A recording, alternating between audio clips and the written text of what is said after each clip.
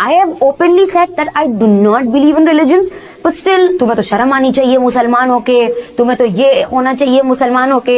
I have never heard people saying that to terrorists. Terrorist के लिए कभी सुना है कि अजमल कसाब को शर्म आनी चाहिए मुसलमान होके इतने लोगों को मारा? इनका इस्लाम शुरू होता है औरतों की टांगों से, बस वहीं तक इनका इस्लाम रहता है. वो सीधी सीधी बात करते हैं, वो कहते हैं पाकिस्तान एक टेररिस्ट स्टेट है. बहुत सेंसिबल लोगों को, बहुत समझदार मुसलमानों को, और ज्यादा ये मुसलमान आपको कन्वर्ट मिलेंगे मोहम्मद असद की तरह. दोस्तों, कल फटे पेजर, अब पता लग रहा है कि वॉकी टॉकी भी फट गया. पाकिस्तान पर क्यों नहीं हमला करता इसराइल आगे? वो क्यों इंडिया को आगे लगाता है हमेशा, खुद क्यों नहीं आता?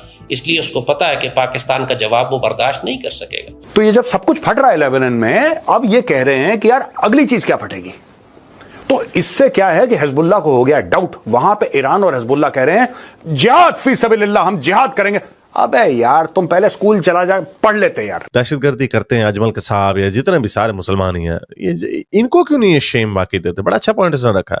उस वक्त तो ये ड्रामेबाजी करने लग जाते हैं कि इसका इस्लाम से कोई ताल्लुक नहीं है. उसामा बिन लादेन पाकिस्तान से निकला है, ठीक है, टेररिस्ट हम अखवानियों को कहते हैं. ये जो जितनी दहशतगर्दी दुनिया पूरी में हुई है, सारे का सारा मलबा पाकिस्तान पे डाला है और निकला भी है सारा. उसामा बिन लादेन हमारा हीरो है. हमारे प्राइम मिनिस्टर ने कहा है कि शहीद है उसामा बिन लादेन. अब कबूतर जा जा जा का गाना अपने पहले प्यार की पहली चिट्ठी साजन को दिया, यही चीज है जो नहीं फटेगी. अगर यहूदियों ने इसको भी हैक कर लिया तो आई एम नॉट श्योर. ये जो ब्लास्ट हुए हैं, ये लास्ट जो उन्होंने पाबंदी लगाई है, जी, ये पाकिस्तानी थे, ये अमेरिकन थे. अच्छा, बांग्लादेश के थे यार. ये पाकिस्तानी मीडिया ने, अजमल कसाब बांग्लादेश का था, मीडिया ने जानबूझ के हम धक्के में हमारा कर दिया. मैंने इस्लाम का ठेका ले रखा है. मैंने तो कभी बोला ही नहीं कि मैं इस्लाम का ठेका लेके बैठी हूँ, मुझे वो क्लर्क बनना है, Muslim clerk. I have openly said that I do not believe in religions, but still तुम्हें तो शर्म आनी चाहिए मुसलमान होके, तुम्हें तो ये होना चाहिए मुसलमान होके. I have never heard people saying that to terrorist. Terrorist के लिए कभी सुना है कि अजमल कसाब को शर्म आनी चाहिए मुसलमान होके इतने लोगों को मारा, इसको शर्म आ जानी चाहिए मुसलमान होके, इसने ऐसे ये दंगे फसाद किए? मेरे बोले हैं, मैंने नहीं ठेका लिया है किसी का, सो प्लीज मेरे को बोलना बंद करो. वो अपनी लड़की है, अपने मर्जी से कपड़े पहन रही है, पैसे कमा रही है, तुम्हारा क्या जा रहा है? ऐसा नहीं होता. जब आदमी 4-4 शादी कर लेता है इस्लाम में, Exactly. ऐसे खुला तलाक देता है, तलाक तलाक बोल के अपनी बीवी बच्चों को मार रहा है, तब नहीं बोलते कि तुम्हें मुस्लिम आदमी हो के शर्म आनी चाहिए, ऐसा कर रहे बुर्का पहनो. तो उर्फी जावेद, ये एक लड़की है, मुझे भी याद है, इनकी पहले भी एक स्टोरी बनी थी.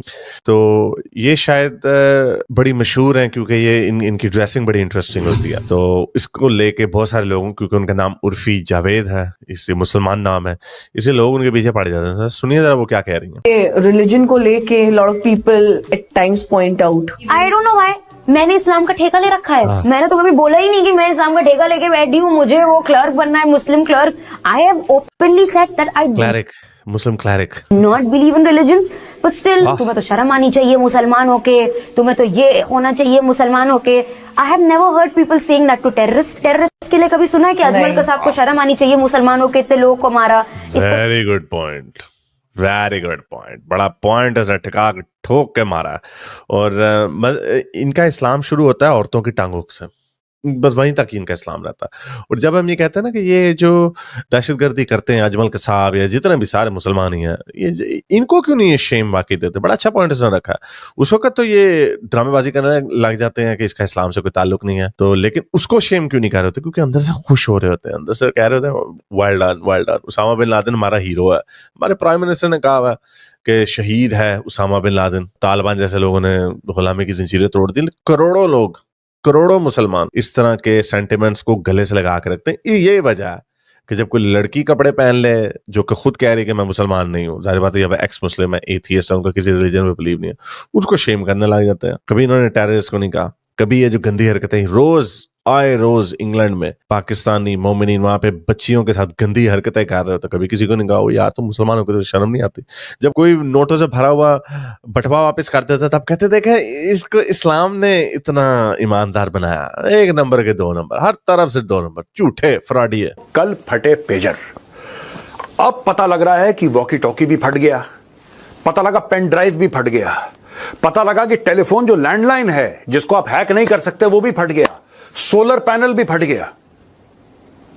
इतना कुछ वहां पे हो गया है दोस्तों कि जो हिजबुल्लाह वाले हैं वो सख्ते में आ गए. वो कह रहे हैं यार ये हो क्या रहा है. और मुझे लगता है दोस्तों कि इजराइल की सबसे बड़ी कामयाबी यह नहीं है कि पेजर फट गया या पेनड्राइव फट गया। नो, इजराइल की सबसे बड़ी कामयाबी है कि दहशतगर्दों में दहशत है। जो लोगों में आतंक मचाते थे उनके दिलों में आतंक आ गया है। अब इन लोगों को डाउट हो गया हिजबुल्लाह वालों को। हिजबुल्लाह वालों को दोस्तों सॉलिड डाउट है, और यह डाउट है उनको कि यार अगर मैं अपना टेलीविजन चलाऊंगा कहीं ये तो नहीं फट जाएगा। अगर मैं बाथरूम गया और मैं सिंहासन पे बैठा कहीं वो ना फट जाए। वॉशिंग मशीन का बटन दबाया, पता लगा अंदर जांघिया बनियान है, वो फट जाए। कुछ भी फट सकता है यार, फट भी रहा है। तो ये जब सब कुछ फट रहा है लेबनान में, अब ये कह रहे हैं कि यार अगली चीज क्या फटेगी। तो इससे क्या है कि हिजबुल्लाह को हो गया डाउट। वहां पे ईरान और हिजबुल्लाह कह रहे हैं जिहाद फी सबीलिल्लाह, हम जिहाद करेंगे। अबे यार तुम पहले स्कूल चला जा, पढ़ लेते यार। यहूदी का सबसे बड़ा जो वेपन है दोस्तों, यहूदियों का सबसे बड़ा जो वेपन है वो एजुकेशन है। सबसे ज्यादा पीएचडी वो प्रोड्यूस करते हैं। तुम गए नहीं, तुम स्कूल ही नहीं गए, तुमने बोला जिहाद फ्याद ये करना, वो उसने एक बटन दबाया तेल अवीव से, तुम्हारे यहां पे बिलो द बेल्ट, ऑपरेशन का भी नाम था बिलो द बेल्ट, बेल्ट के नीचे तुमने पेजर टांगा था, ले गया वो सब कुछ। तो दोस्तों ये जो चीज है ये हमें समझनी पड़ेगी। वहां पे पेजर फटने के कुछ घंटे पहले, ये देखिए बड़ी इंटरेस्टिंग न्यूज है, पेजर फटने के कुछ समय पहले इजराइल ने योआव गैलांट जो देश का डिफेंस मिनिस्टर था, उसने लॉयड ऑस्टिन जो यूएस का डिफेंस सेक्रेटरी है, लॉयड ऑस्टिन को कॉल करा और बोला कि यार एक ऑपरेशन होने वाला है। क्या ऑपरेशन होने वाला है ये इजराइल ने नहीं बताया, कब होगा ये नहीं बताया, कहां होगा ये भी नहीं बताया, बस ये बोला कि साहब कुछ होने वाला है। आप हमारे दोस्त हैं, कल ऐसा ना हो कि यार आप बोलो कि यार घर में शादी थी तुमने बुलाया है नहीं, तो हमने तुम्हें पहले बता दिया कि बॉस ये होने वाला है।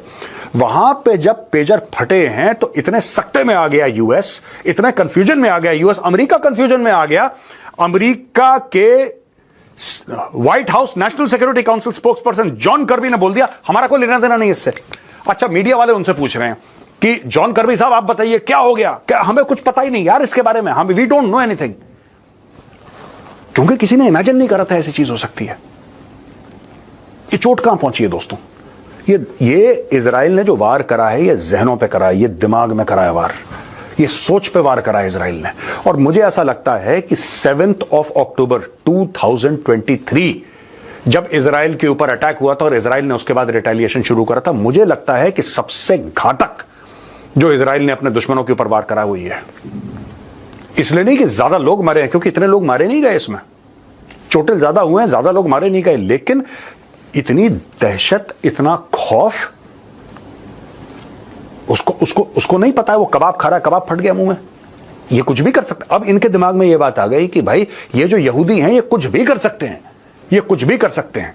That is why I often से यार एजुकेशन इज इंपॉर्टेंट। देखो पढ़ोगे लिखोगे बनोगे नवाब, पुराने हो ना, खेलोगे कूदोगे। अब खेल कूदते भी नहीं है ठीक से, ये चले गए उनसे लड़ने के लिए, फिर वही बकवास, हम जिहाद करेंगे, हम ऐसा जवाब देंगे कि उनकी मतलब पुश्तें याद करेंगी और हम ऐसा देंगे कि खून की नदियां, ये सब यार ये ड्रामा फिल्मी टाइप बातें बंद करो, ठीक है जी, फिल्मी टाइप की बातें बंद करो। ऐसा ना हो तुमने रिमोट कंट्रोल से तुम कार्टून देख रहे हो, तुमने बोला खबर सुनूं, बटन दबाया, रिमोट कंट्रोल हाथ में फट गया।